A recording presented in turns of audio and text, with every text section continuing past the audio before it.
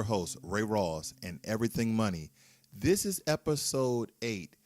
We will be discussing money talks. Money talks, various topics. We're going to get into a lot of topics here, and we're just going to randomly knock them out. And I'm going to try to do some time steps just in case you don't want to hear the whole entire podcast. Some of our subjects, just so you know, we'll be talking about gyms, nutrition, a budget, dating with your budget, of course, right? Understanding my perspective, my mission, giving family money, clothes buying, investing, savings, and dealing with my comment section, whether it be on the podcast or the YouTube channel, and energy. So let's jump right into this podcast.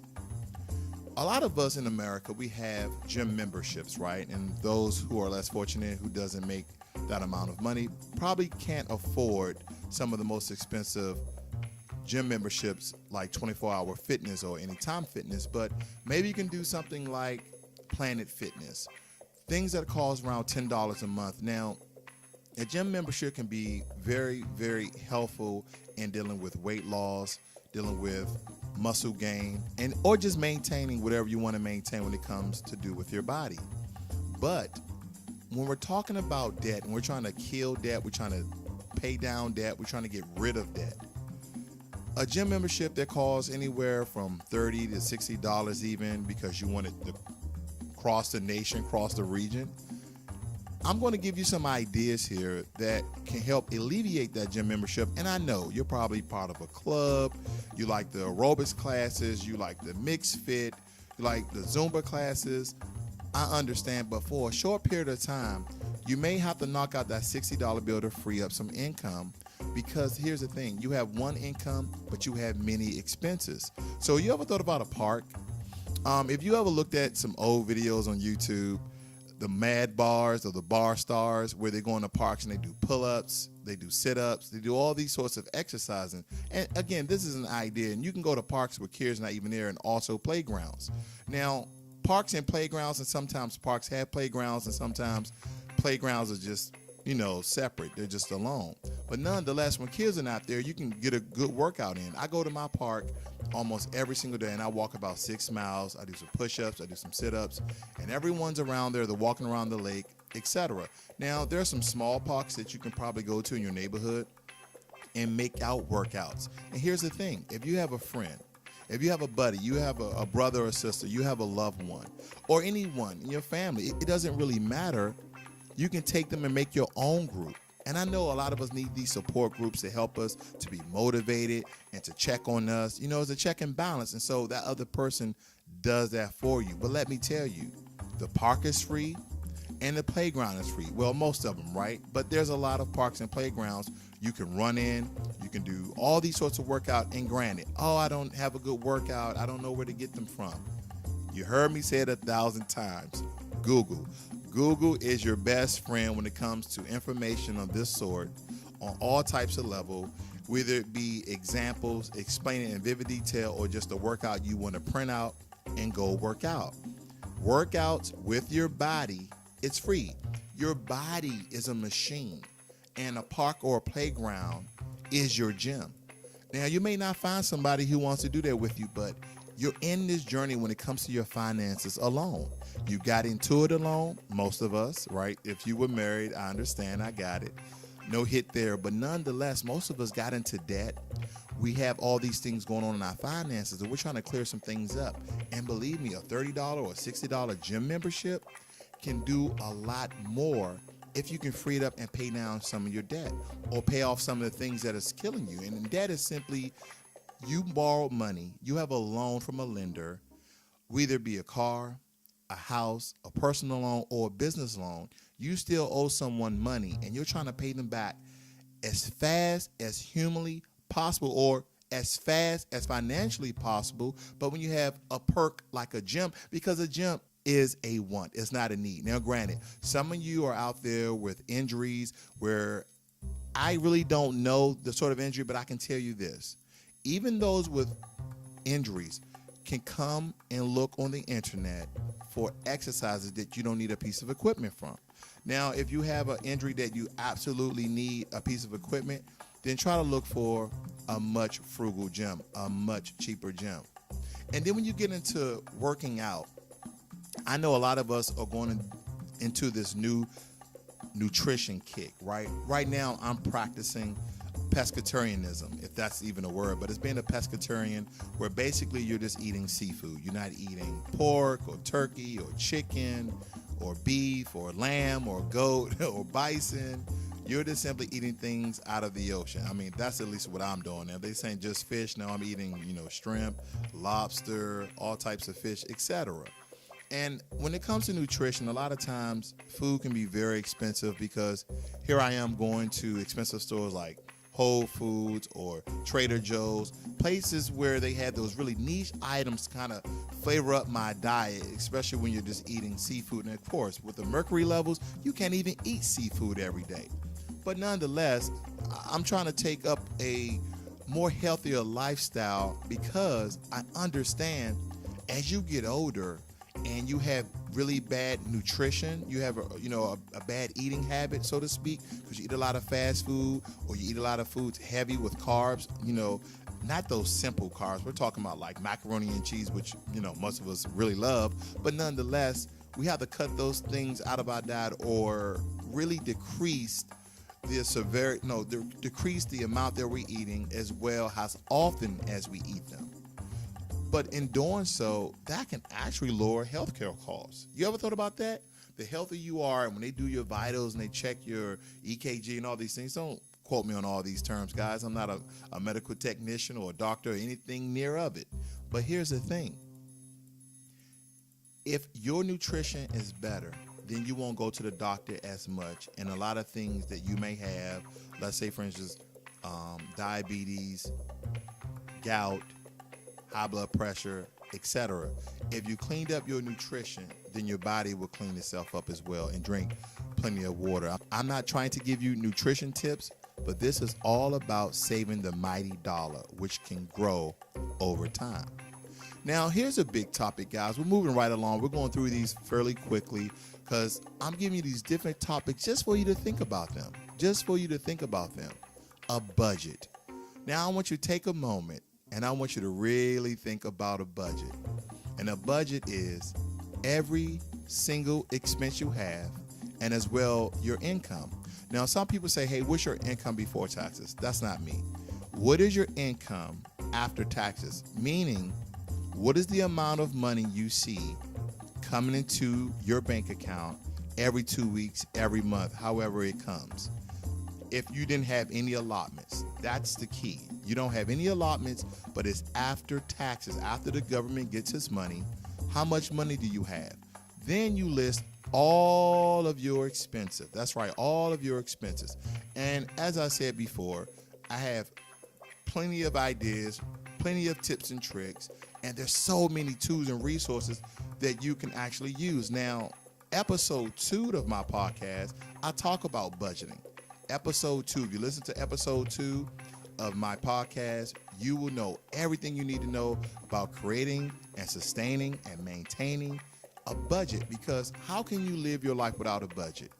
Even if you was filthy rich, you cannot live your life without a budget, because even the richest of the rich, like Jeff Bezos or Mark Cuban or Elon Musk, or even Oprah Winfrey, all of these billionaires have budgets because they can't go and buy another business. They can't go and buy a yacht if they don't know how much money they can actually use. Because here's the thing, a lot of their money is tied up into their business. A lot of their money is tied up into their property. So they have to have a budget. Now, granted, their budget is more extensive than my budget would be because they have multiple streams of income, all right? And that's one of the reasons why they're billionaires. They made really good decisions with their money. They start off as a hundredaire, a thousandaire, 100,000aire, a millionaire, and then a billionaire. That's really good choices. But the point I'm driving home here, it doesn't matter if you only make $1,000 a month. You need a budget. A budget is freedom. A budget is freedom because a budget tells you what you can and cannot do in your finances. Like every day you want your Seattle's best, you want your Starbucks. but your budget is saying you're spending $50 a week on Starbucks coffee, but you have this personal loan that's $3,000. So we cut out Starbucks coffee at $50 a week. You do the math. 52 weeks in a year, 52 times 50. How much money is that? Are we close to $3,000? We probably are. But the point I'm making is because when you go to these stores and you pick up a sandwich and you pick up a cup of fruit and you pick up some boiled eggs, all this you could have done at your grocery store. You could have bought it because it's going to be a lot cheaper. Those convenience stores are going to charge you a convenience price. It's a convenience for them to have it there for you, and it's going to be a convenience surcharge when you buy it. It's all in the writing, guys. It's all in the fine print. You know that convenience stores cost more money. A budget is vital to your financial health. A budget is vital for your financial wealth. You can't become wealthy. You can't become rich. You can't become well off if you don't know how much you're spending day to day, week to week, or even month to month. But this budget, of all your expenses, you say, well, I didn't know I was spending all that money. I tell most people, I say, hey, let's sit down, let's go over your finances, and I bet you I can free up $100. Most people say, no, you can't. Now, granted, there are some people out there that I really can't free up $100. That's just because they have so much debt, so many accounts. They're probably off the survival budget. And the survival budget is all the money you have is going right back out again to pay down your debt. Even then, I probably can free up $50, okay? But most people, I can free up at least $100. See, this lets you know how much money you have, and a budget lets you know how much money you don't have. So there's many tools on the internet, and one I absolutely love is YNAB. You need a budget app. It's YNAB. You can look right for it on iOS as well as the Android Play Store. You also have Every Dollar by Dave Ramsey. That's also a good app. There are some paid features in there, but for the most part, you can use it as a total free app. And you have Intuit. They also have another budgeting app. You can use paper and pen. You can use an envelope system. There's so many tools for you to create a budget, right? You can search into YouTube, you can search into Google, and a trillion things will pop up. I mean, if you go through all those pages, which is a lot of pages at the end that nobody really goes to because Google usually gives you the best options first. But I'm off of it, guys. Moving along, dating. Dating must be in your budget now. We're coming off a budget, but dating has to be in your budget. If you're a single person, or you know what, it really doesn't even matter. If you're married, or if you are engaged, hopefully you're still taking your significant other on dates. Just because you're married, just because you're engaged, yes, still date that person. Still take them out. Still get to know them in different avenues, in different arenas, in different environments, in different activities. Still date that person, okay? I'm not giving relationship advice, but it's good advice, right? But dating has to be in your budget. How many times are you going to take out your wife or your husband? How many times are you going to take out your girlfriend or your boyfriend or your fiance? That needs to be in your budget. And like I tell most people, make a fund for it. Put $20 away every week. And maybe at the end of the month, you guys can go out and go bowling. Or maybe you can go to a mid-level restaurant. Or maybe a high-level restaurant if you saved up for 2 months, right? Because you're doing $20 a week. That's $80 a month. And if you do 2 months, that's $160. That's a really, really expensive, great meal if you go to a good steak restaurant. But, you know, I'm missing my steak because, as I said before, I'm practicing pescatarianism, where I'm just eating seafood. Steak, where are you? But dating is an important aspect of our lives, and we absolutely love it. We love meeting new people. We love doing different things. But like anything else, it must be a part of your budget, and you must make a fund for it and set aside fund so you don't get yourself in dating debt. Yes, dating debt, where you're using all your income, all your credit, just to take people on dates or going out with your friends, right? Because we don't call it dating because usually it's with someone you're interested in a romantic way, but going out with the fellas and going out with the ladies. You know, you're buying your drinks. Maybe you're buying your buddy's drinks or buying your lady's drinks. But nonetheless, is that in your budget? Hitting a bar every day after work for happy hour, is that in your budget? If so, that's a very expensive budget. Now, granted, if you're not a billionaire or a millionaire, I would try to refrain from going every day. Maybe once a week where everybody goes, or maybe once every 2 weeks. Every week on Thursday, I have a group of people I get together with at a local casino. None of us gamble. We just go there to have happy hour, and we also do some food. Now, me, for the most part, I go every week, but I actually looking at how much I'm spending. But sometimes I miss it. Sometimes I don't even go because maybe I have things to do, or maybe I'm doing what I'm doing right now, recording podcasts or YouTube. But nonetheless, you have to manage your finances through your budget. We can't have a conversation about money if we don't include your budget. So dating, going out with family and friends must be in your budget. Next, understanding my perspective.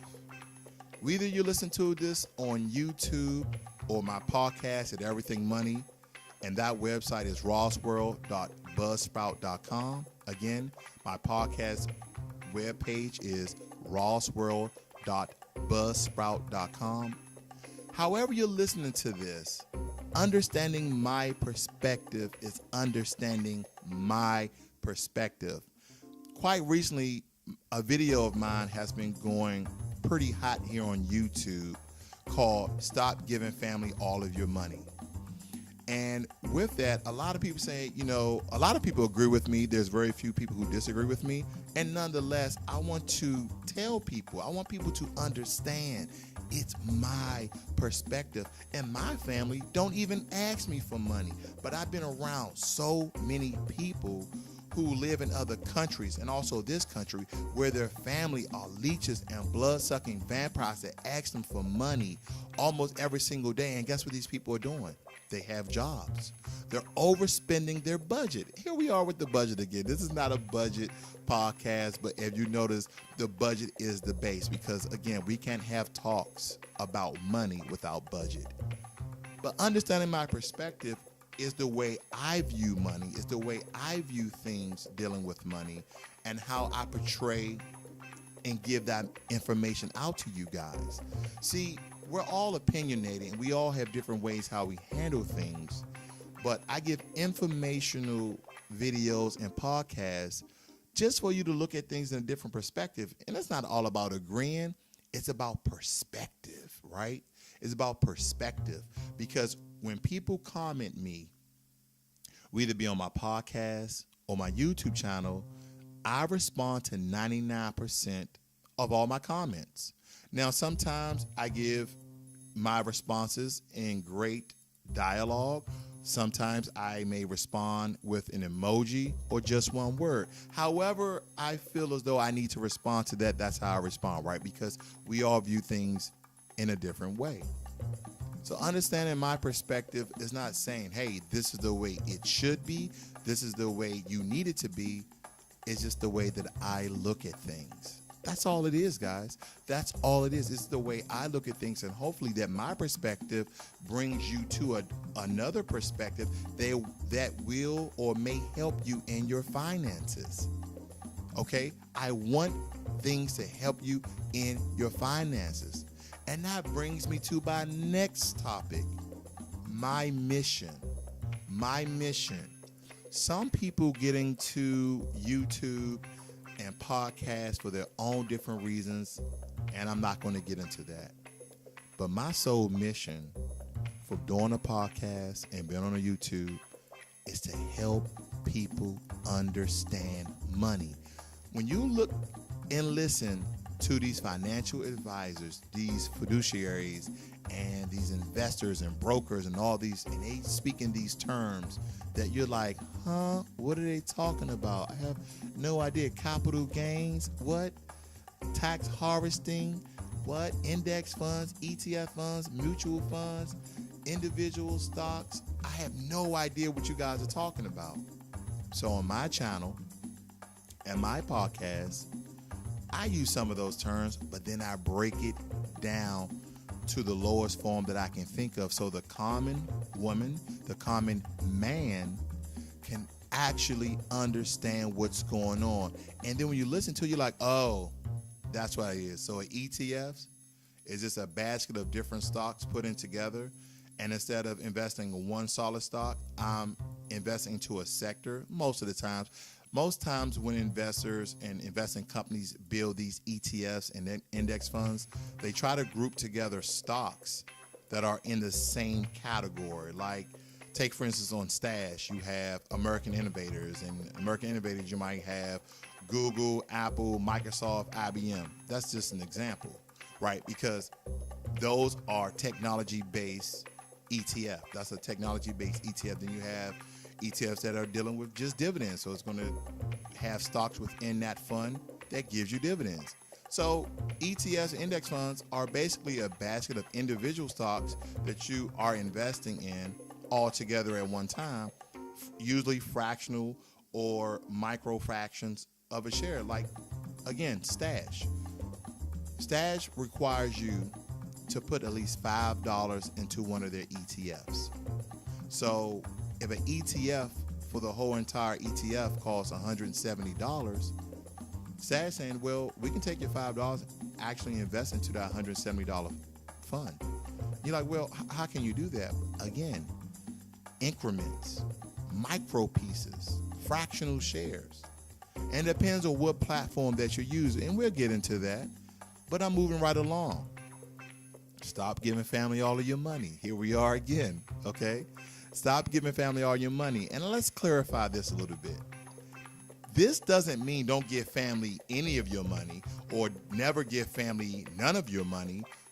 This is talking about those people in your family who you know are not ill, sick, handicapped, disabled, or stricken with a disease of some sort that keeps them bedridden.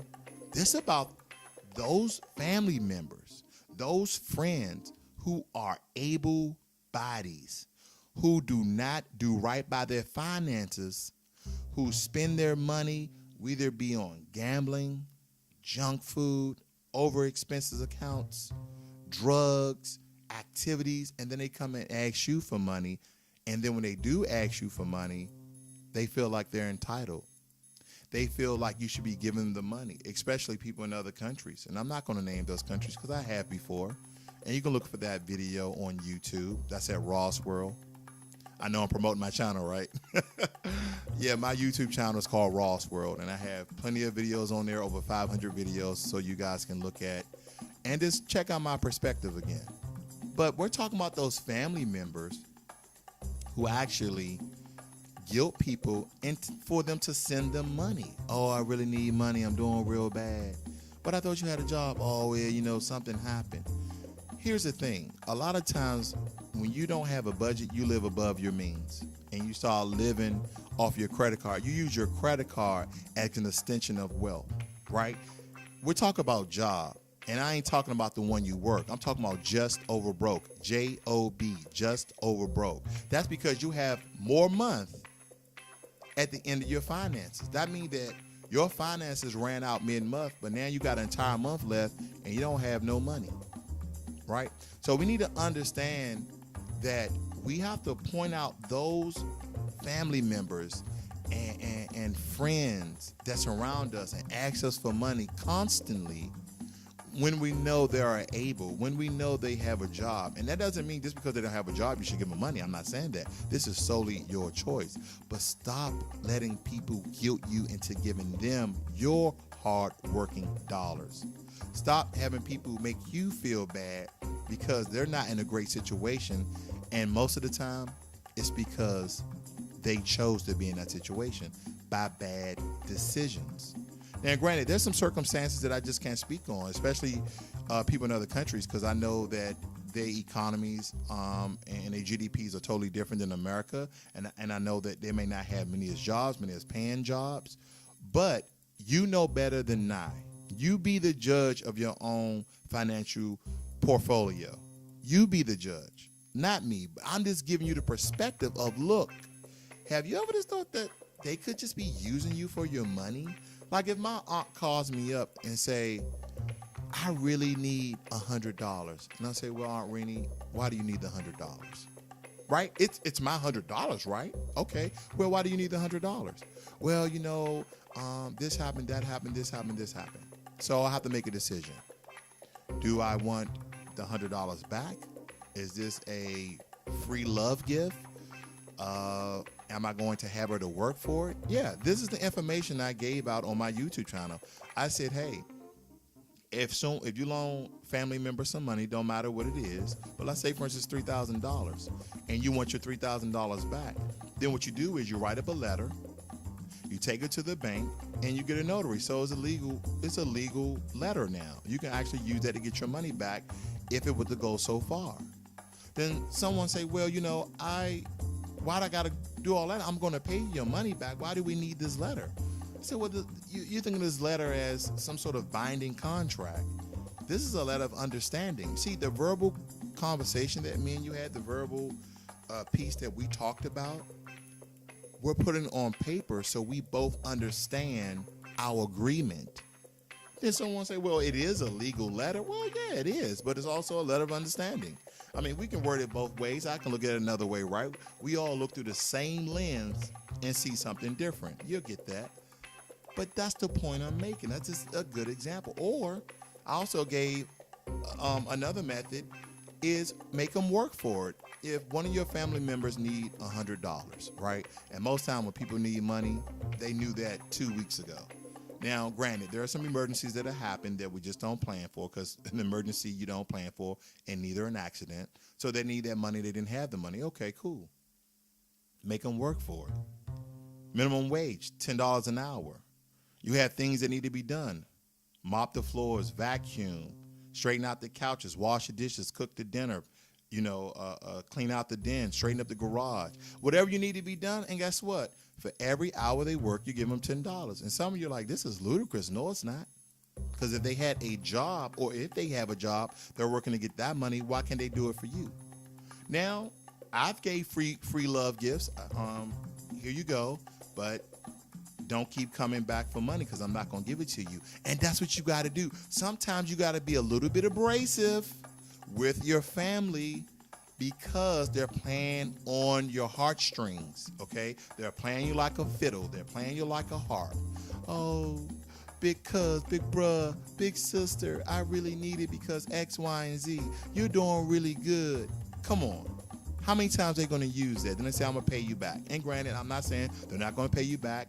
A lot of times family do pay people back. But how often are you going to let them come and draw from your ATM? Yeah, you just a walking ATM. And if they do it long enough, what's going to happen when you cut them off, when you come to your sense and say, hey, listen, I'm going to help you. We're going to sit down. We're going to do a budget.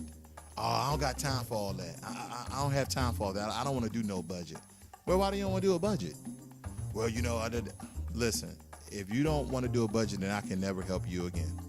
And then, hey, if they still do a budget and you give them that money, they pay you back, let your word stand. Don't help them no more. The budget is a plan, a blueprint for them to get off the ground and do with their finances themselves. Let me clear that up. That budget is the groundwork for them to understand is everything that's going on in their finances, so they know how much they have and how much they don't have. Moving right along. Clothes buying. I haven't been shopping in about, 3-4 months now, and every now and again I put $20, $25 to the side, because I want to go and I want to use any money that I didn't fund for or I didn't budget for. And then when I go to these places, whether it be Kohl's, Ross, Burlington Coat Factory, Marshalls, I go to the clearance racks. That's right. I go to the clearance rack. I go to the sales rack. Whatever I see discounted, and granted, they always have good clothing, brand new, right? Good clothing that I can wear and still look good in. You may have to look around more so than a Hollister or all those other expensive stores out there. Yeah, you may have to go search the dark, deep racks of shirts and pants, but I do it all the time when I go shopping. But you save tons of money when you buy for certain stores. When you go to the mall and you go to these retail stores, let me tell you, Eddie Bauer, PacSun. I'm just naming a few, and they have great products. They have great clothing, but it's expensive. And if you can afford it, you can afford it. But I can't afford it. I look at those prices, and I'm looking at a $40 shirt. I'm like, a $40 shirt? My favorite store is Aeropostale. They always have deals and discounts and all sorts of just things I go in, or coupons in my email I take in there. I'm trying to get great clothing for a very frugal price. Yes, frugal price. And here's another tip. When it's getting close to summer or spring, get your winter clothes before they take them off the rack. They usually mark them down because they don't want to bring that inventory back into the warehouse. They don't want to bring it back into the store because they're running out of room to bring in the spring and summer clothes. You get what I'm saying? So buy your winter clothes close to spring and summer. Buy your summer clothes close to fall and winter. You know what I'm talking about. You're going to save tons of money. Now, of course, investing. Quite recently, I moved a lot of my money over to Vanguard. If no one knows what Vanguard is a $5.3 trillion investment company who the CEO and founder was John Bogle. Okay, John Bogle. He died, I believe, early this year. God bless his soul. Peace goes out to John Bogle. All right, he is a investing genius, just like your Warren Buffetts, okay, and other great investors. I'm sorry, it forgets me, the guy from BlackRock. I was really trying to get his name out, guys, but I really can't remember. But Vanguard is a company that makes their own ETFs and index funds, just as BlackRock and as well as SPDRs. I've been watching Vanguard for a very long time, and about a couple of years ago, their company was worth $4 trillion. You're telling me in 2 years, your company is now worth $5.3 trillion.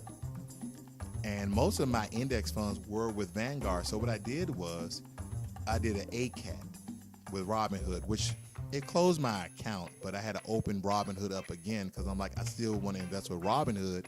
But all that money I had in Robinhood, my 2 pennies, I transferred into Vanguard, and I'm just going to let that sit. I opened up the Roth IRA, and I'm just going to let it sit. I'm going to let Vanguard manage their Vanguard ETFs with their low expense ratios. We're talking about 0.04. And granted, those expense ratios are just their management fee. That's the way I look at it. That's the fee that that is the fee that you're paying. The expense ratio is the fee that you're paying for Vanguard basically to manage their own fund, but they're going to get paid for managing the fund that you bought because you're going to be making money. And let me tell you, 0.04 expense ratio, that's nothing. That's nothing. That's why I tell people don't invest in mutual funds. Don't invest in mutual funds because you're a C. Mutual funds are usually a percent to manage. And they also have a lot of hidden fees because mutual funds are actively managed accounts. That means that a broker is inside of that mutual fund exchanging stocks, meaning, okay, this stock is not performing well. Let me take this stock out. Let me replace it with that stock. Every time he takes a stock out and put a stock in, capital gains, taxes. And that is why mutual funds, in my opinion, are not a good idea because of the taxes. Okay, they're actively managed, meaning you're going to be actively paying more taxes than index and ETFs because they are passively managed. Okay, passively managed. I also switched some money over from Stash into my Vanguard, but I also still have a Stash account. I absolutely love Stash. You pay $1 a month. And you also pay, once your account reaches over $5,000, you pay 0.25% of the money that you have in there. The reason why I like Stash because they break things down for the millennials or anyone actually. They just give it cool names. Some people may get confused because they're like, as I used before, American Innovators. Within that particular ETFs, they will tell you the actual ticker of that on the stock market. So the American Innovator is just another name they give it to attract millennials and people that's falling under the millennial and generations that are falling under millennials, like Generation Alpha and Generation Y, etc., right? It's just something snazzy, something catchy to have people to understand what it's all about, because they also have another one that's robots. And that whole ETF is about robots. And I believe that the ticker for that one is Robo, ROBO. I'm just giving you some ideas here, guys. Now, the one that most people are moving to because it's totally free is M1 Finance. M1 Finance has I want to say 30 pies that they pre-made for, beginning and intermediate investors. Or you can go in there and make up your own pie. You can do your own accounts. M1 Finance has a lot of options for you to get into and invest. My con with M1 Finance is I do not like their interface. Stash is so easy. I mean, even the colors are attractive. The way they lay things out is so easy. The design is so smooth. Everything is self-explanatory. You don't get lost in the website. But unfortunately, M1 Finance is free, but I get lost. And some of you say, well, I use M1 Finance. I don't have an issue. It's just me, guys. Again, M1 Finance is great. I just don't like their website. That's basically it. Last but not least, Fundrise. Like I said before, I put $500 in Fundrise in their starter plan. And if you want to hear that podcast, that is episode 4 for Fundrise. And if you want to know anything about those robo investment advisories I just talked about, like Robinhood, Stash, M1 Finance, look into episode 3 of my podcast. That's Robo Investment Advisors. Okay? Robo Investment Advisors. And with Fundrise, it's just another stream of passive income, a sort of crowd investing into real estate, real hard shell brick and mortar real estate. You can look to Fundrise. And again, that's episode 4 of my podcast. Savings, high yield savings. I've been beating this for years, and I will beat it to years to come. High yield savings. Now, episode 1, my very first episode of podcast was about high yield savings, and that is when I gave out banks like Banesco USA. That's BANSECO, Banesco USA, Tab Bank, Vio Bank, and I gave the listeners these banks because Banesco, if I can recall correctly, their percentage is 2.47%. This is what I want you to do. I want you to stop, pause, go to your bank account, right? Go to your bank, go on your web page, and I want you to check out your savings rate. I want you to check out your savings APY, right? So if you're with Bank of America or Charles Schwab or with Goldman Sachs, or U.S. Bank, whatever you with, even your credit union, I want you to check out your savings rate. Not the savings rate they're giving people who are dropping $10,000, $20,000 inside. No, just a regular savings APY, and I want you to tell me what it is. Now, nationwide, the average saving rates for banks like Bank of America and U.S. banks, 0.10%. And some of you are like, well, okay, that's a little bit of, percentage of savings they're giving me. Well, all of us has been to basic elementary school. And if I gave you 0.10% of a slice of pizza, I think is a speck of the cheese on top of the pizza. Whereas though Banesco is giving you 2.47%.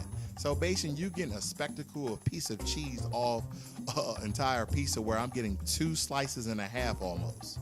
That's the point I'm making. Now, it's probably not a good example, so let me break it down to you. 0.10 comparison to 2.47%. We're talking about an additional 2.4 on your money. Now, the reason why high yield savings bank is important is because every year inflation goes up, and it varies. Inflation usually goes up 1.8 or 2.1%. Why are these numbers important? Because if you're a bank where you're saving all this money, you got $5,000, $10,000, $20,000, $30,000, $50,000, and you say, hey, when it's time for me to take this money out, I'm going to have $50,000. Yeah, you're going to have $50,000 in your hand, but according to the economy, you're not going to have $50,000. That is because every year that your money is in a bank account that is below the national average of inflation, which varies between 1.8 and 2.1, that is what you're going to have. So subtract whatever that $50,000 is, subtract 2.1% from it.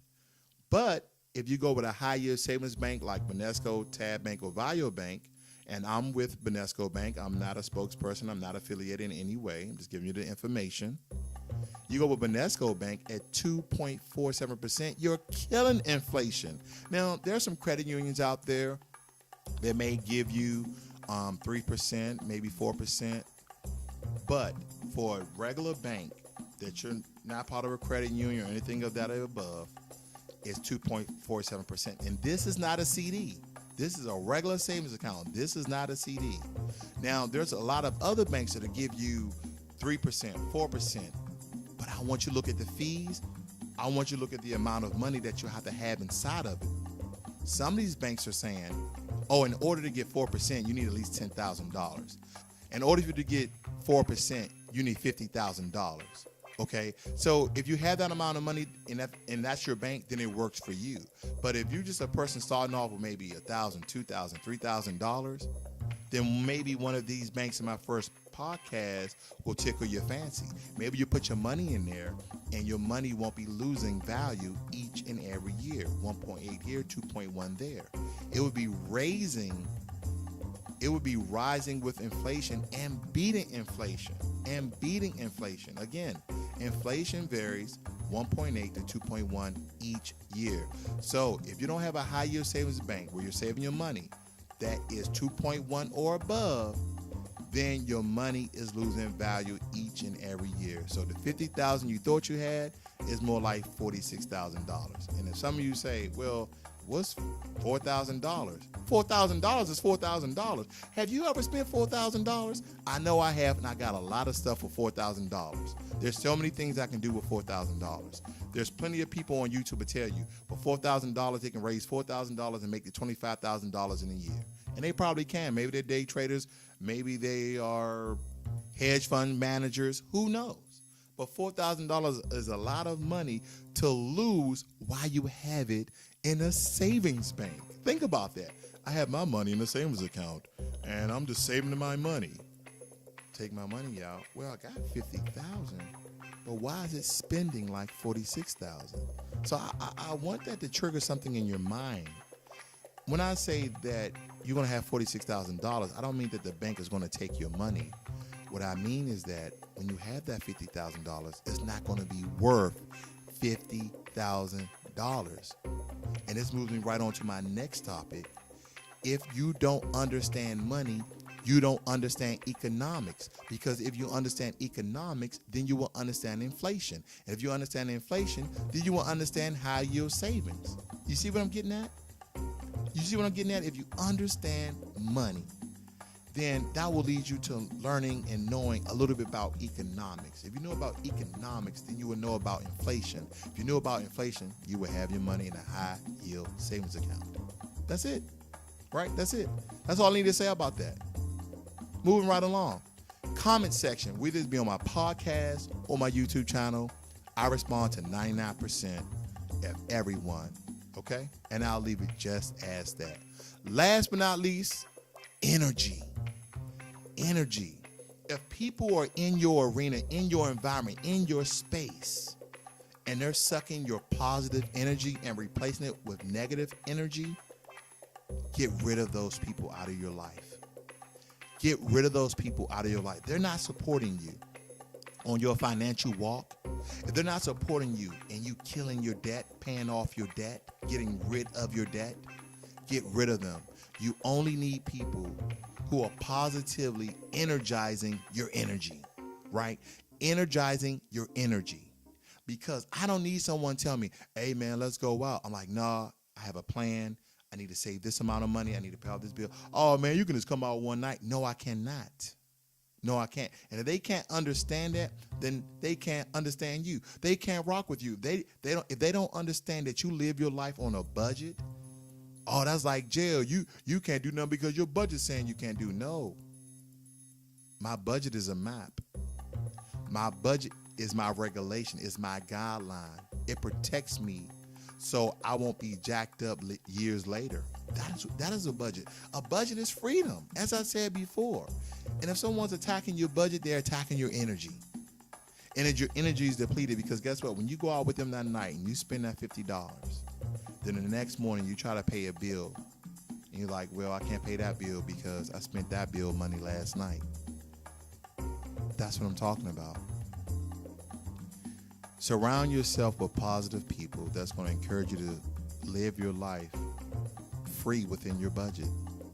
That energizes your energy in a positive manner. That's going to be on the walk with you when you go to the gym. That's going to help you do pull-ups on the playgrounds. All of it's free. Just need your body. Those people who are going to be in your ear and say, hey, I'm going to do it with you, or I'm going to support you in this. Hey, man, I'll just come over and we can cook dinner. We don't need to go out. Things of that nature. And that's really all I have to say today, guys. Money talks. Money talks. So sometimes we just need to sit down and talk about various topics about money. If we don't understand money, then we don't understand this world. And if you don't understand this world, then why are you living in it? I'm not saying do nothing crazy, guys. I'm just saying understand money. Okay? That's all I'm asking you. Understand money. Get on your money. Get on your game. Get out of debt and start saving and investing, and surround yourself with positive people that energizes your energy. All right, everyone. That's all I have in this segment and Everything Money. Tune in next week. We'll be discussing something somewhat different, and maybe we'll have a guest, and maybe not. We have to see how things turn out. So anyway, tune into next week to get the information to make your life better than it already is. This is Everything Money, where we break down complicated financial information and we give it to the people financially free in a common sense way.